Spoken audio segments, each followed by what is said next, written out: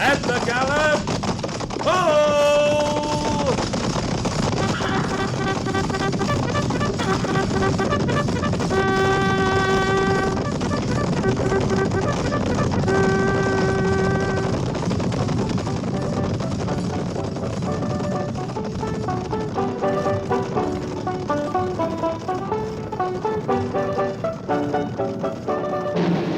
Fort Laramie.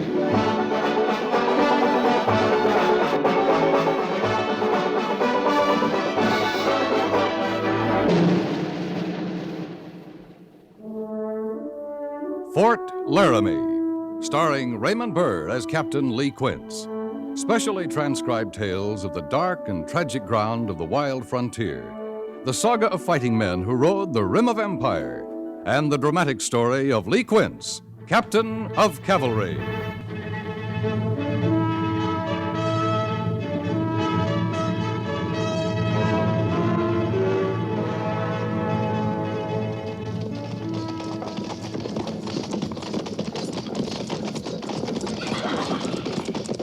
Patrol! Halt! Sergeant Gorse. Yes, sir. Dismiss the patrol. I've got to report to Major Daggett. Yes, sir. And see that their horses are babied right this time. Yes, sir. Roll. Prepare to dismount. Dismount.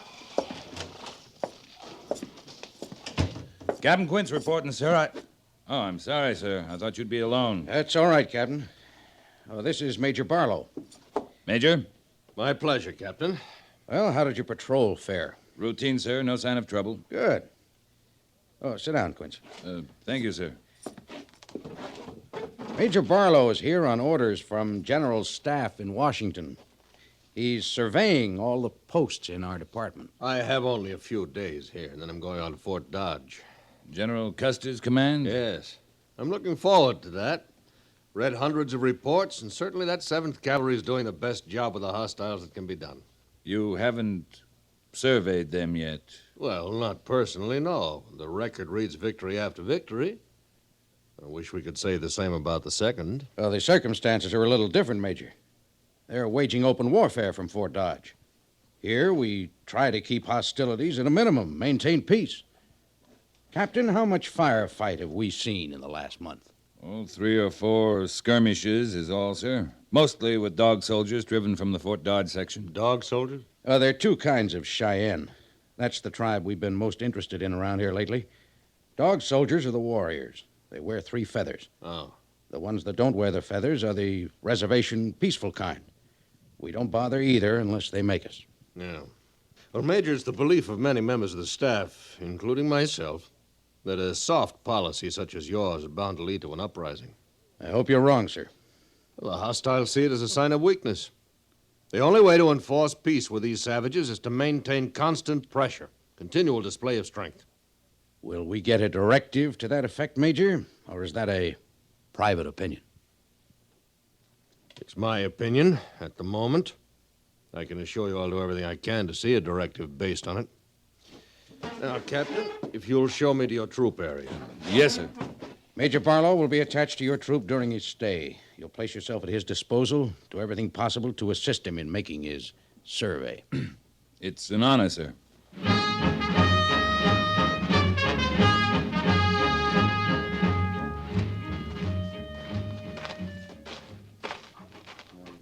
First thing I want to do, Captain, is make a complete tour of the reservation camps. I want a first-hand look at the natives. Their condition, their attitudes, extent of their weapons, so on.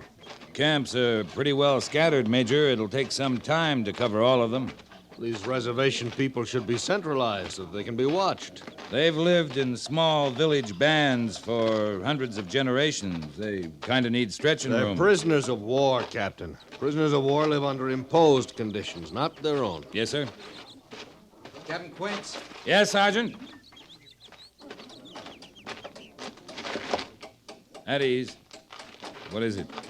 There's a man waiting for you in the orderly room, sir. Ben Coons. What does he want? He says his stepson was stole by the Cheyenne. What's that? We'll go in and find out. Thank you, Sergeant.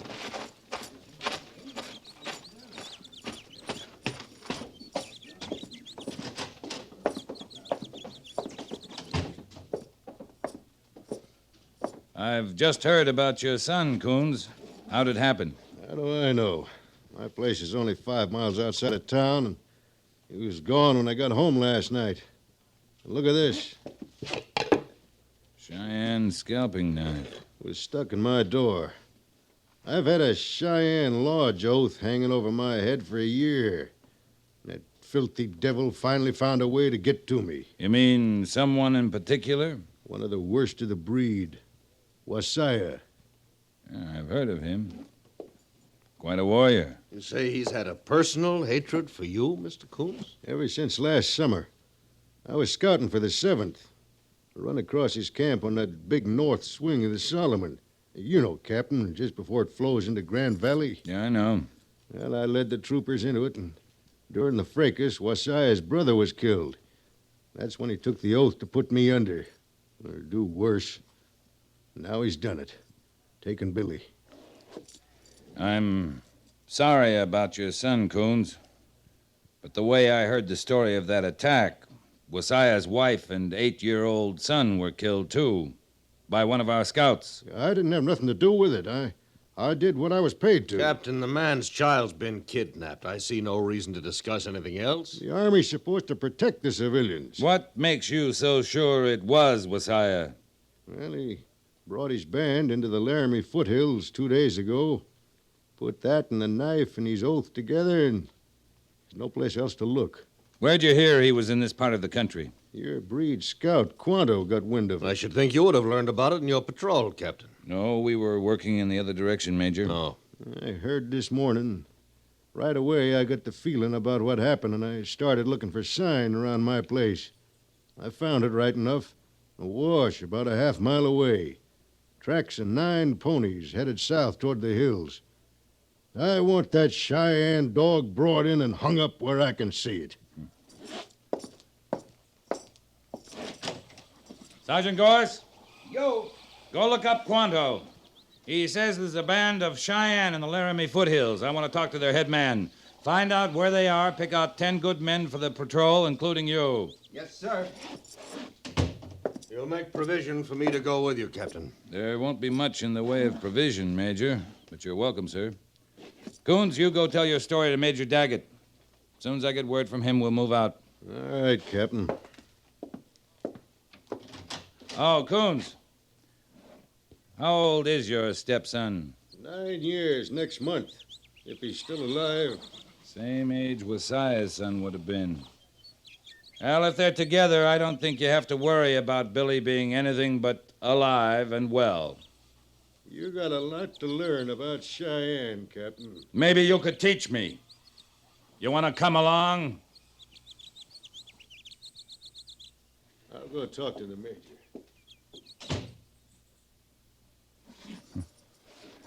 There goes a man with a bad conscience. What about your own, Captain? You seem to feel more sympathy for the savage than you do for this poor man who's lost a child. I hardly think your attitude right for a man in your position. I suppose it won't look good in your survey report, sir, but there's a popular idea out here I've never been able to swallow and keep down.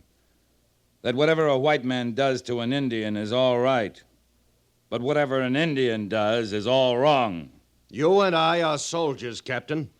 We do not set policy. We follow it. Yes, sir.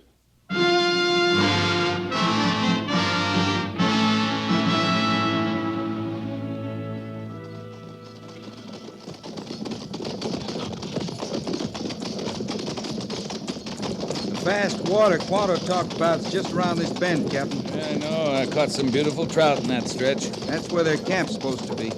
Hadn't you better order carbines at the ready? A show of preparedness, Captain? A little late for that, Major. They've had their eye on us for at least an hour. Why do you bring a small force into a situation like this? Surely you don't trust them not to catch us in ambush. I don't trust them, Major. I know them. The best place for ambush was about 2 miles back. We've gone beyond the point of carbines at the ready.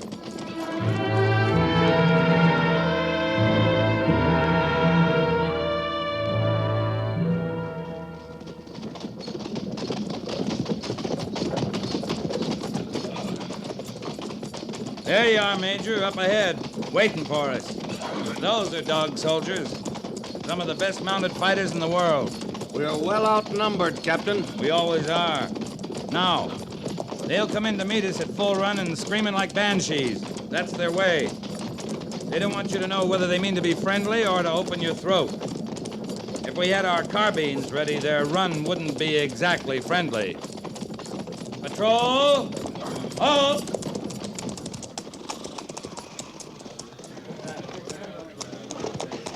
Keep your hands away from your weapons, men, unless I tell you different. Stay relaxed, the way you do on the parade ground when I want you to be alert. You should have ordered out your full troop, Captain. Captain, here they come. I see him, Gorse.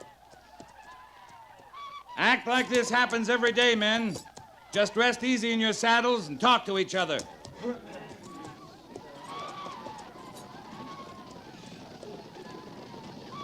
Captain, order carbines at the ready. That an order, Major? It's common sense. Show them we'll fight. Don't draw your pistol, Major. You'll spook them for sure, waving that thing around. They'd have opened up by now if they were going to.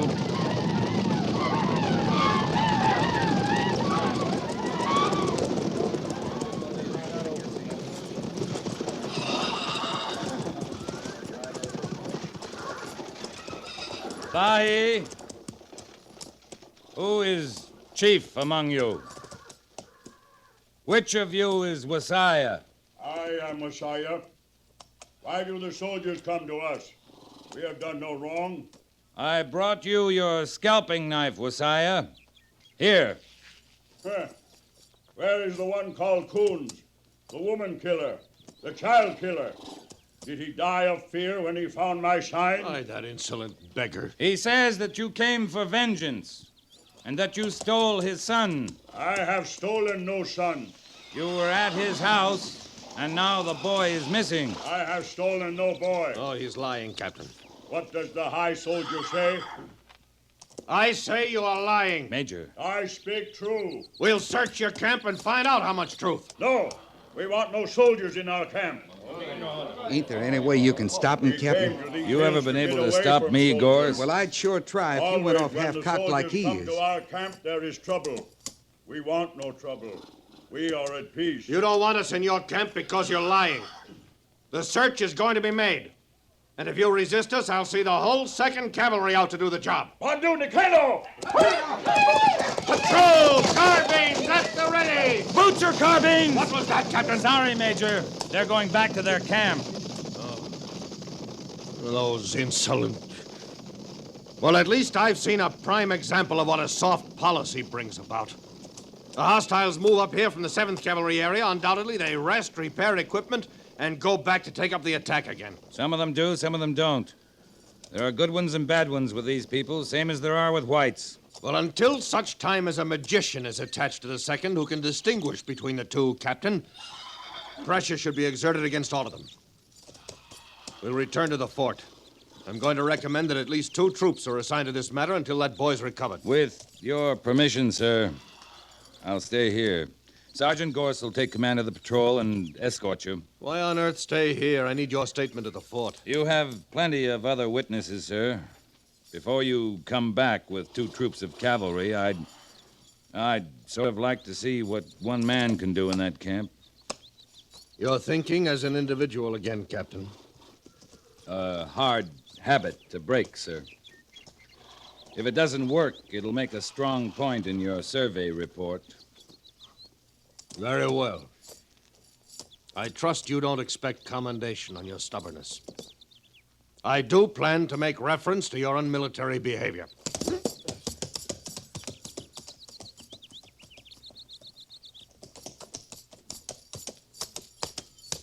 Be better if we could send old Brass Shoulders in alone. Watch your manners, Sergeant. Don't you want me to stay with you? Thank you, Gorse, but I don't need you. This may look crazy, but I don't think I'll run into any trouble. If that youngun's in there, you will, sir. Yeah, I don't figure he is. I've been thinking. If I was Messiah and had kidnapped the boy, I sure wouldn't have left a knife to point the finger at me. And I would have hightailed it out of these parts a long time before this. I sure hope you're right, Captain. Sergeant, I'm ready to go. Not far enough. Watch your manners, Gorse. Yes, sir. Good luck.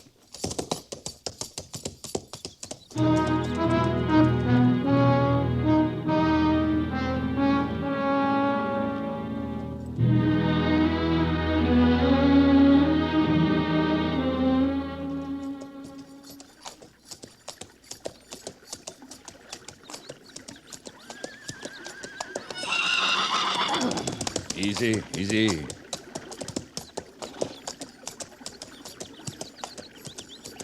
Stop, soldier! You do not come in our camp. Then come out here, Wasiah, so we can talk without being bothered by others. Do we talk about the son I did not steal? I believe you. I believe that you didn't steal him. Your high soldier is blind. His words cut like flint. He's new to this country. He has much to learn. He went back. Does he bring more soldiers to attack us? That's what's in his mind now. It'll take a day, so you have time to move your camp. Strange words from a soldier. Why do you stand with me when the high soldier says I lie? I've heard much of you, Wasiah. If you were going to steal a son, you'd do it better than this. I say this.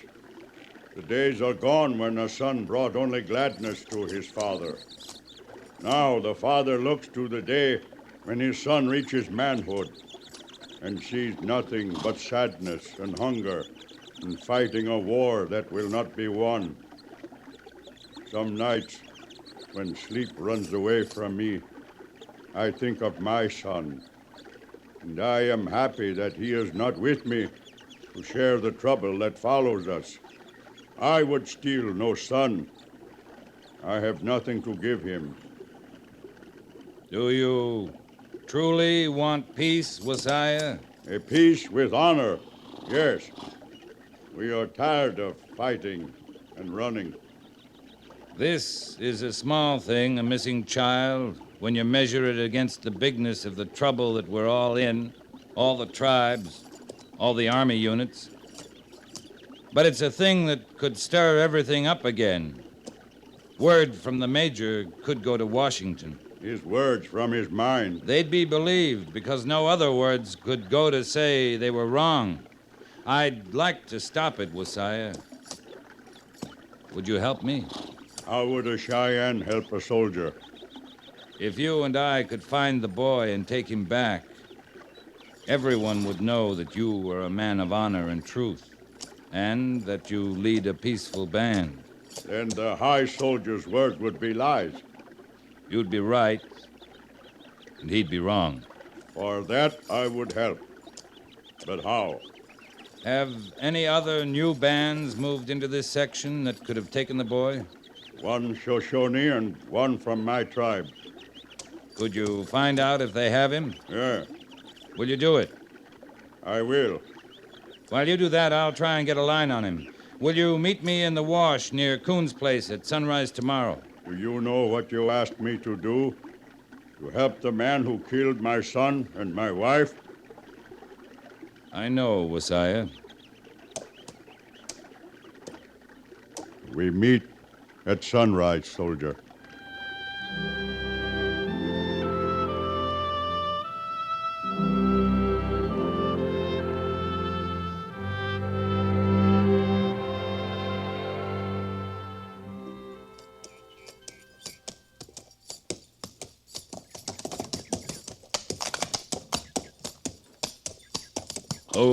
Hold. I am here, soldier. You hide well. What did you learn? The boy is not with the Shoshones and not with the Cheyenne. Then we have another way to go. He has an uncle in the Rock River settlement. He's talked to some of his young friends about going to live with him. He told them the trail he'd take. If I put you on it, could you pick up his sign and follow it? I have followed older sign. We'll go then.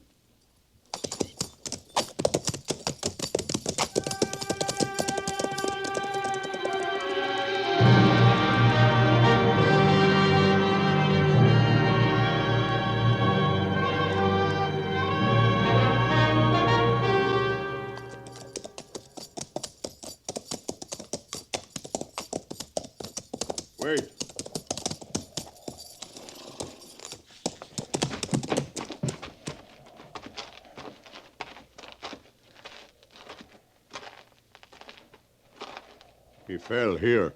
Right. Look there, piece of cloth. I'd say he has torn clothing and a sore knee. He rested here. Slept, I think. See, the grass is pressed down. He's traveled a long way for an 8-year-old. I think not much farther than this. He started very slow from here.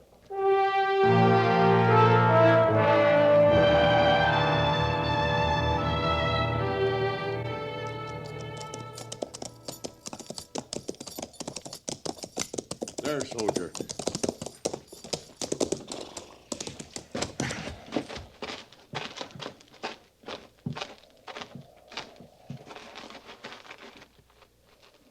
Billy? Billy?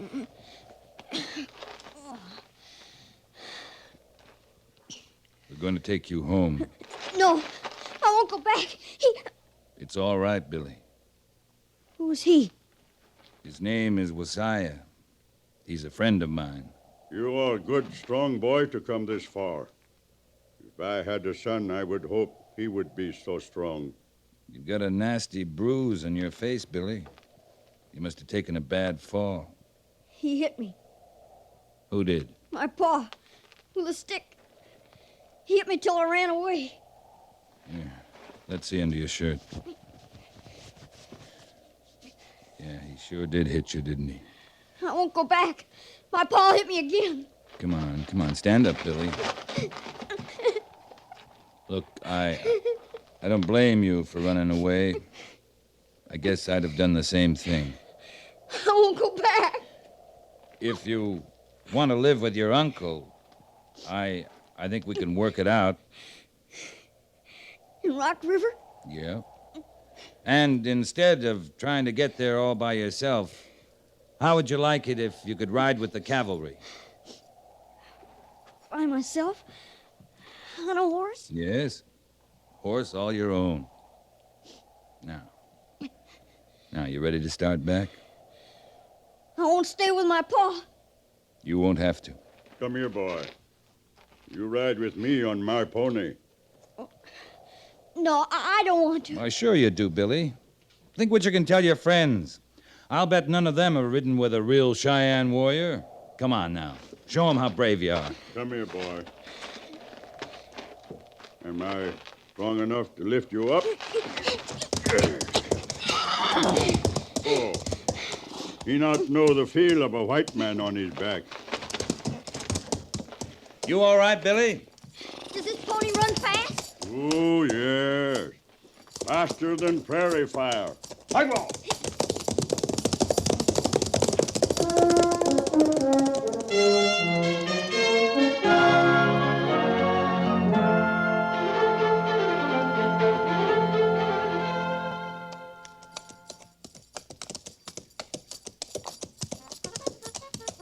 Wait, soldier. They're forming the two troops for the big search. I go no farther.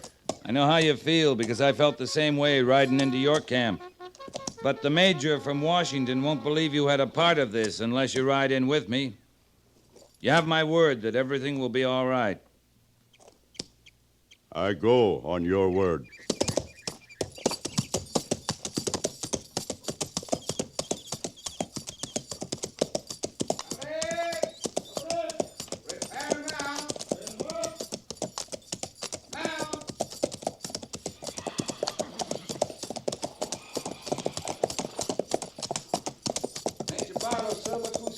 Right up to the major, Wasiah.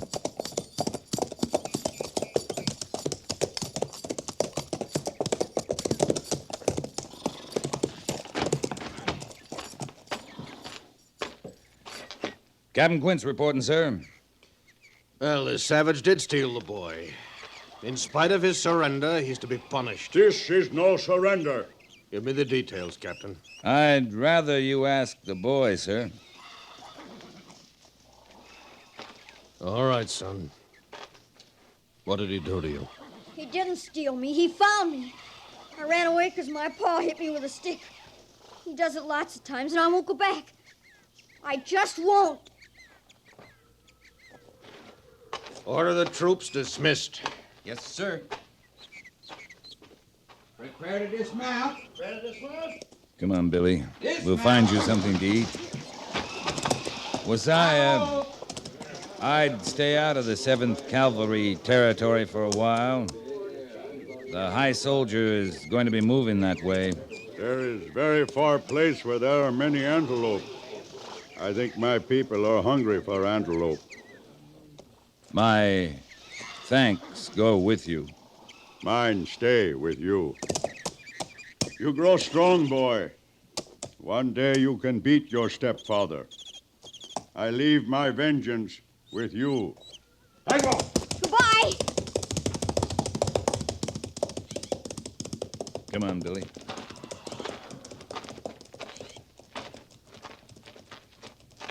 Captain? Yeah, Gorse?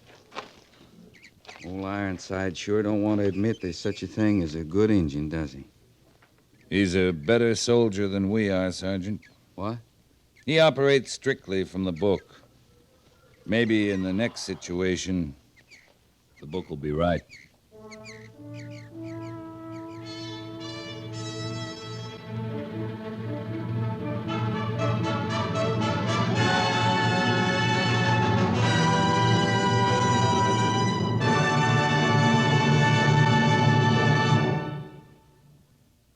Fort Laramie is produced and directed by Norman MacDonald and stars Raymond Burr as Lee Quince, Captain of Cavalry, with Vic Perrin as Sergeant Gorse. The script was specially written for Fort Laramie by Gil Dowd, with sound patterns by Bill James and Ray Kemper, musical supervision by Amerigo Marino. Featured in the cast were Lawrence Dobkin, Clayton Post, Ralph Moody, Jack Moyles, and Richard Beals.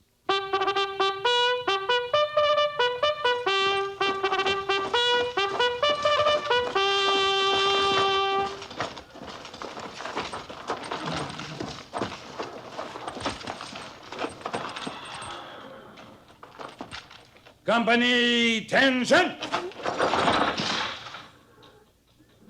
Dismiss.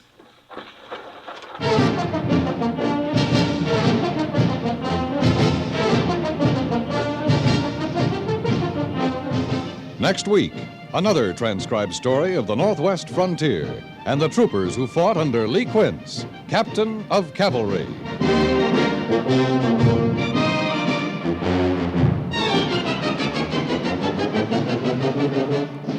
Each Monday through Friday evening, CBS Radio rings you in on the fabulous adventures of insurance investigator Johnny Dollar. Just by decoding the cryptic items in his expense account, you'll learn how a dime spent in a phone booth can lead to a scene of the wildest suspense. Then on to a sum spent for an airplane ticket or an item for a new shoelace. And again, you'll find yourself smack in the middle of a thrill-packed situation. Each new adventure moves the story forward to its dramatic payoff when Johnny Dollar solves yet another case of arson, fraud, or murder. Every Monday through Friday night over most of these same stations, hear yours truly, Johnny Dollar.